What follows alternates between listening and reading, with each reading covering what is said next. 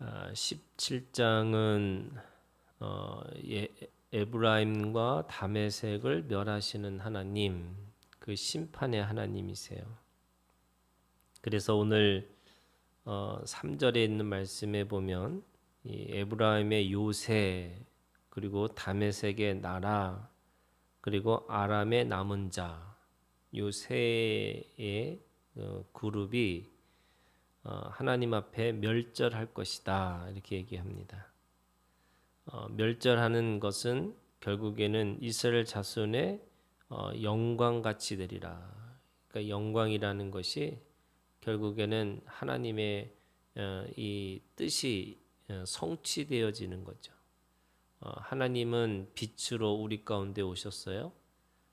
그리고 빛이 오늘 우리 가운데 비춰지는 걸 통해서 하나님이 드러내시는 것이 바로 하나님의 영광이라고 할 수 있습니다.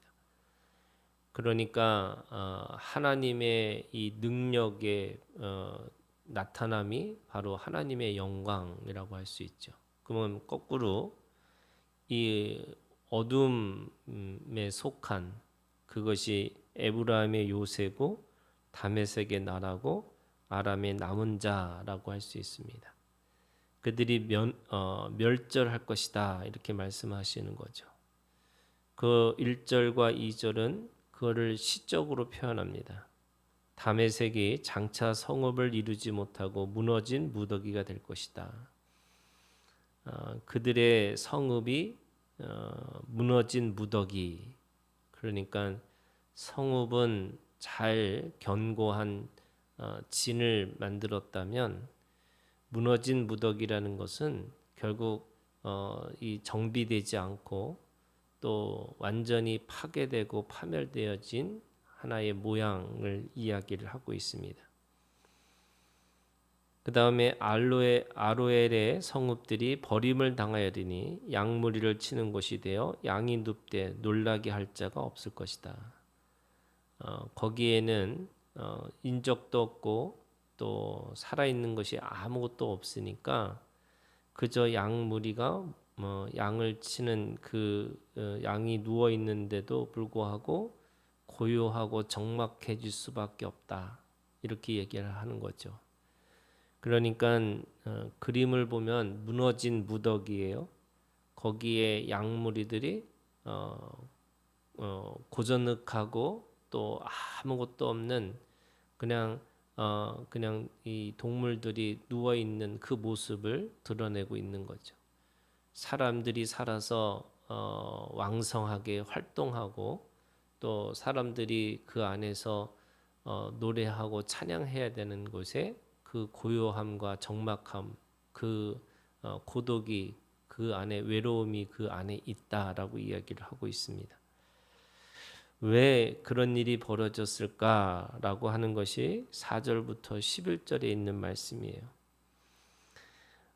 그들은 그곳에서 결국에는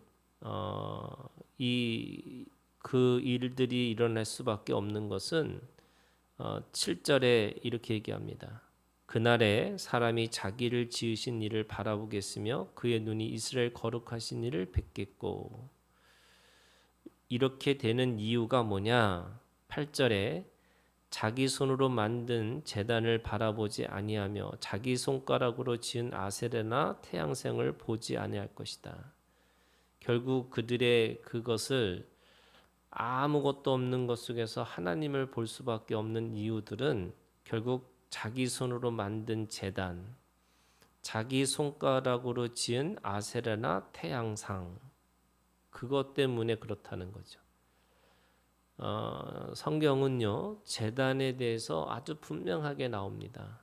그러니까 어떻게 지으라고, 또 거기에 누가 섬기라고 아주 실제적이고 구체적으로 언급이 되어 있어요. 그런데 이 자기 손으로 만든 제단이라는 말은 결국 우상의 제단이죠. 그리고 그 우상의 제단은 자기 손가락으로 지은 아세라, 자기 손가락으로 지은 태양상이라는 거예요. 이 아세라라는 것은 결국 가나안의 종교죠. 태양상이라고 하는 건 애굽의 종교죠. 그러니까 이 애굽과 이 가나안 땅에 만연한 결국 자기가 만든 제단과 자기가 만든 신으로 인해서 그들이 그렇게 멸망할 수밖에 없었다라고 하는 겁니다. 왜 이런 일이 벌어졌을까라고 했더니 10절에 이렇게 갑니다. 네가 네 구원의 하나님을 잊어버리며 망각이죠. 그래서 구약에 있어서 가장 중요한 단어 중에 하나가요. 기억하라는 거예요. 우리가 하나님의 은혜는 어떻게 하는 거예요? 여러분 기억해야 되는 거예요. 그 기억을 통해서 다시 내가 하나님을 향해서 소망을 가지고 살아가는 거고 그 소망 때문에 염려와 두려움을 이기고 살아갈 수 있는 거예요. 그런데 왜 이 자기가 만든 제단과 자기가 만든 신을 믿을 수밖에 없느냐? 이 사람들이 이 염려와 두려움이 오니까 그 염려와 두려움 가운데 뭐가 문제가 되느냐? 먹을 거, 입을 거, 마실 거가 염려가 돼요. 그러니까 그것을 채우는 그 욕망의 신이 바로 자신이 만든 제단이고 자신이 만든 아세라와 태양상이에요. 결국 잊어버리는 민족, 그러니까 망각하는 민족, 이것은 결국에는 다른 우상을 섬길 수밖에 없다라는 거죠. 그럼 뭘 기억하는 거예요? 그들은 애굽에서 나온 그 애굽에서 하나님 앞에 출애굽했던 그 사건들을 영원히 기억하고 살아가는 거예요. 보이지 않는 하나님이 보이는 말씀 가운데서 우리 가운데 일하시는 것이 뭐냐면 출애굽의 사건이었어요. 다시 말해서 노예 생활을 하다가 자유인으로 살 수 있는 유일한 길은 하나님의 역사가 아니면 이룰 수가 없다는 거예요. 그거를 기억하고 살아야 된다는 거예요. 이스라엘 백성들이 그것을 기억하듯이 오늘 우리가 하나님 앞에서 내가 오늘 믿음으로 산다는 것은 뭐냐? 여러분 은혜를 기억하고 살아가는 거예요. 내가 세상에 죽을 수밖에 없고 세상의 욕망을 쫓아갈 수밖에 없었던 그래서 의인은 없나니 하나도 없는 그 암흑과 같은 또 아무것도 할 수 없는 정말 이 보잘것없는 존재가 왜 하나님의 자녀가 되고 왜 하나님 앞에 구원받는 역사가 일어났냐? 그것은 전적인 하나님의 은혜라는 거죠. 그래서 우리는 은혜를 기억한다는 것은 결국에는 내가 오늘 속에서 내가 만든 제단과 내가 만든 신을 믿을 수 없다. 이렇게 살아야 되는 거예요. 그런데 그걸 망각하니까 그런 일들이 벌어지는 거죠. 그래서 잊어버리며 네 능력의 반석을 마음에 두지 않은 까닭이라. 그러므로 네가 기뻐하는 나무를 심으며 이방의 나무가지도 이종하였도다. 결국에는 내가 심는다라는 이 심음이라는 게 뭐냐면 내가 소망을 가지고 심는 거예요. 그런데 이 소망을 가지고 심을 수 없는 이유가 뭐냐? 결국에는 그 은혜를 잊어버리고 은혜로 살지 못하는 것 때문에 그런 거죠. 왜 그러면 이 사람들은 그래도 그렇게 살 수 있느냐라고 하는 게 5절부터 6절에 있는 말씀에 뭐라고 그러냐면 그 멸절하는 속에서도 하나님은 그 남은 자들을 두셨다는 거예요. 그래서 6절에 이렇게 합니다. 그러나 그 안에 주울 것이 남으리니 감람나무를 흔들 때 가장 높은 가지 꼭대기에 과일 2-3개가 남은 것 같겠고 무성한 나무의 가장 먼 가지에 4-5개가 남은 것 같으니라. 2-3개요. 그리고 4개, 5개요. 하나님은 그 안에서도 2-3개, 3-4개, 4-5개를 하나님의 그 마음을 가지고 남겨두셨다는 거예요.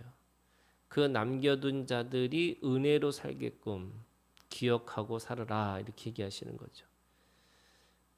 그러면 오늘 이 사람들이 멸망하고 멸절해서 그 이스라엘 자손의 영광을 드러내는 이 모든 일들이 어떻게 일어나는 거냐?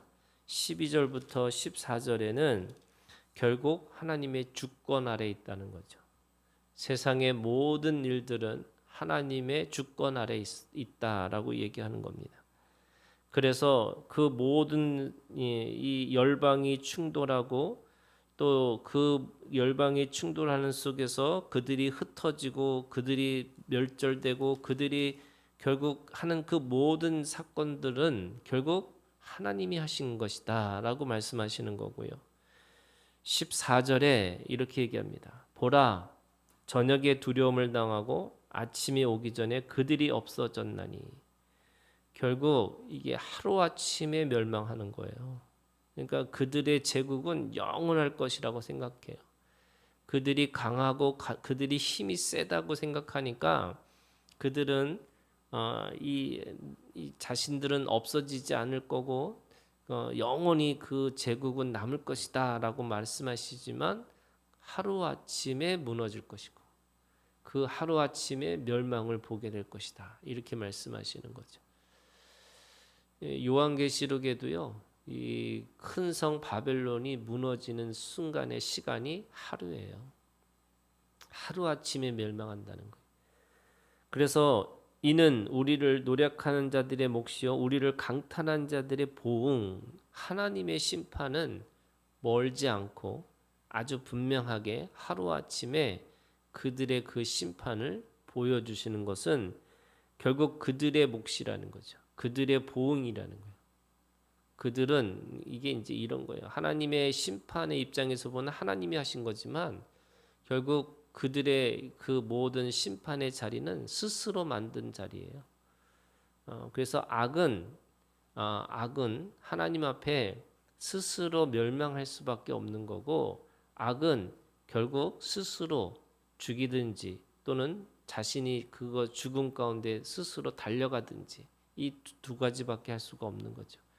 그래서 오늘 우리가 주님 안에서 이 영원히 강할 것 같고 영원히 보존할 수 있을 것 같은 그 악도 하나님 앞에 하루아침에 멸망할 거고 하루아침에 그렇게 망할 수밖에 없을 것이다. 하나님의 주권 아래 있는 우리의 모든 인생 가운데서도 여러분 믿음 안에서 내가 만든 신과 내가 만든 제단이 아니라 하나님을 직접 보고 하나님을 경험하고 살아가는 우리의 믿음이 되기를 주님의 이름으로 축원합니다. 주기도문으로 마치겠습니다.